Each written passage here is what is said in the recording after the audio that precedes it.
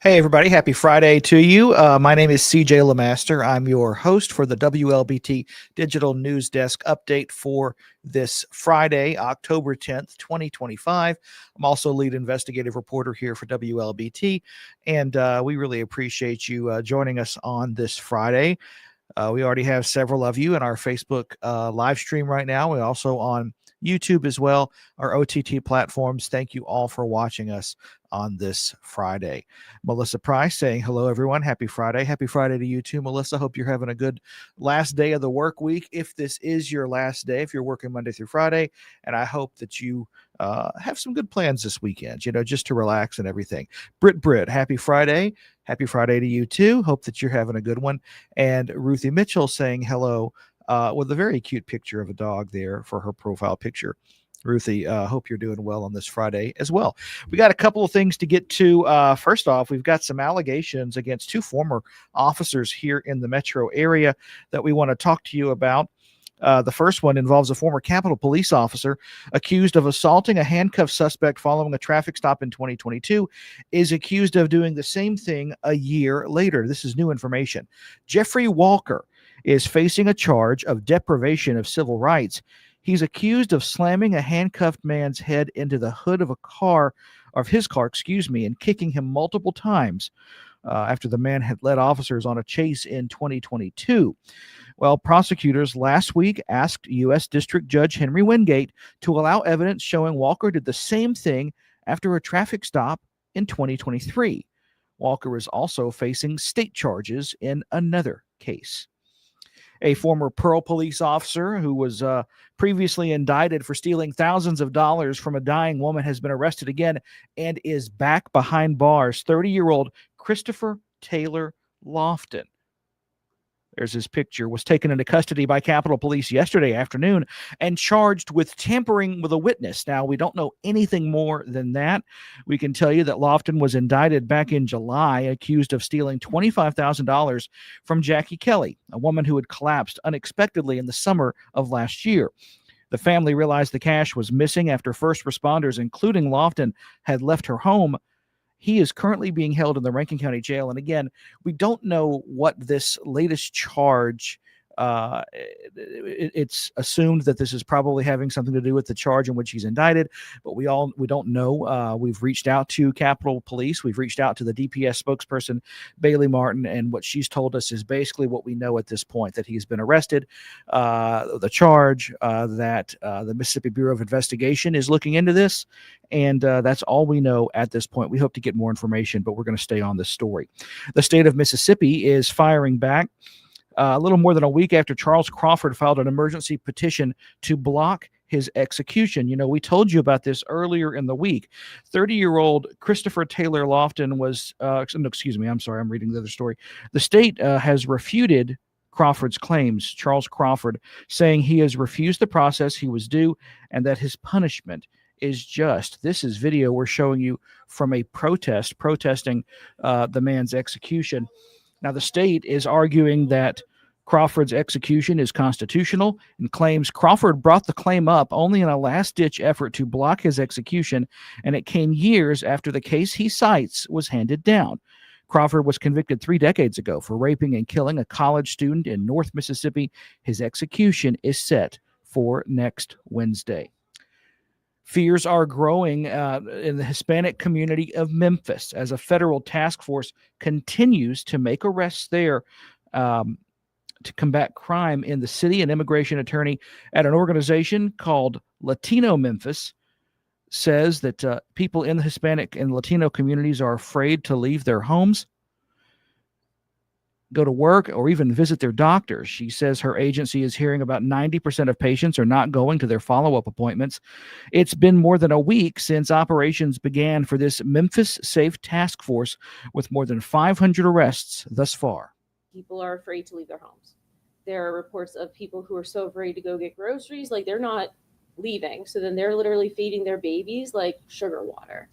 Or whenever a breadwinner is taken, there's nobody there to help support these family members. Now, advocates are reminding Memphis residents that if they get pulled over, they have the right to remain silent. Tougaloo College is honoring the life and legacy of Emmett Till. The 14-year-old was killed in Money, Mississippi back in 1955 after being accused of whistling at a white woman. An event held yesterday was hosted in part by the Emmett Till Interpretive Center to promote racial healing, reconciliation, and historic preservation. Community members heard from panelists who highlighted social justice and change while also remembering Till's legacy. Today was a celebration of the life of not only Emmett Till in 1955, but all of the Emmett Tills before 1955 and after 1955, to talk about social justice, social change, and what each generation must do to keep the memories and the legacies alive of our ancestors and those people who have paid the ultimate sacrifice so that we could have the opportunities that we have today. Panelists say it's important to remember, educate, and continue to tell Till's story. And one more person saying hi on this Friday, James Little. Happy Friday to you as well, sir. Hope that you're doing well. And, we've got several people watching today, and we appreciate it. We appreciate you getting in on the conversation with us. And we have one more story to get to. Also, tomorrow is, this is homecoming week for Jackson State University, the I Love. And tomorrow is, of course, the big game. Students, players, fans, alumni getting prepared for some of these homecoming events, including that game tomorrow. Law enforcement agencies are also preparing, and they have a plan to keep you safe. Our Chris Fields has that story. We are prepared to have more visibility and more patrol around the areas where we believe that there may be venues or people will be hosting events. Interim Chief Tyree Jones shared with 3 on Your Side Thursday that public safety is top priority when policing massive events such as JSU Homecoming. He says you can expect to see a footprint from all law enforcement here in the capital city. That includes JPD, Capitol Police, and the Hinds County Sheriff's Department. We will not tolerate any illegal or criminal behavior, and those that need to be addressed, they will be addressed accordingly.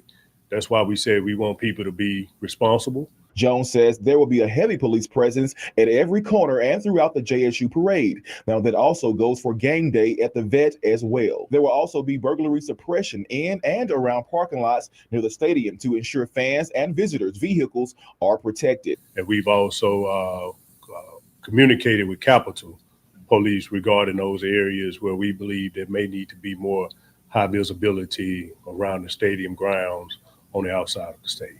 See, in years past, there was confusion about why some of your vehicles were being towed during the game. Now, here's what Jones advised. If you don't feel comfortable parking there, don't park there, because there's a strong possibility if you do, your vehicle will get towed. Don't ignore no parking signs. Don't park where you're blocking a sidewalk or a lane of traffic. Nightclubs like M-Bar in Jackson also have a plan to provide an extra layer of security when you come in to party. Jackson State Homecoming is a fun time, and we want to make sure our candidates and our patrons are definitely safe as they're coming out. The owner, Richard Bradley, says he too has partnered with local law enforcement. We've got partnership with all those people in place to make sure that our patrons are safe when they're walking, when they're coming to M-Bar to enjoy and have a good time. That was Chris Fields reporting. Of course, be safe and make sure that if you're going to be out and about, that you pay attention to your surroundings and all that kind of thing. There will be a lot of people here for the JSU homecoming game. It's a huge economic boost to the city of Jackson, and it's also a very exciting time, especially if you are a Jackson State fan or alum. That's all the time that we have for this edition of the WLBT Plus Digital News Desk Update. I'm CJ LeMaster, your host and lead investigative reporter for WLBT. Just want to let you know very quickly that we have another First Alert weather update coming up at 2:30 with our First Alert weather team. Going to show you what to expect for this weekend. Shouldn't have any humidity until maybe Monday or Tuesday of next week. That's really, really good news. And a couple of quick shout outs. Sheikah Hampton saying hello, everyone, with a flurry of hearts. Thank you so much, Sheikah, for that. That'll carry us through the weekend. Also, Mary Edwards saying happy Friday and thanks for the info. Well, Mary, that's our job. We want to make sure that we get you all the information we can and get it out to you in a timely fashion. Our early evening newscasts start at 4 p.m. today. You can watch them on air or through our app. And for everyone here at WLBT News, I'm CJ LeMaster. Before we let you go, here's a special word from our sponsor, Jackson Water. Thank you so much for watching. From Jackson Water, is it okay to pour fats, oils, and greases down the drain if I run hot water? No! What if I run the garbage disposal? No!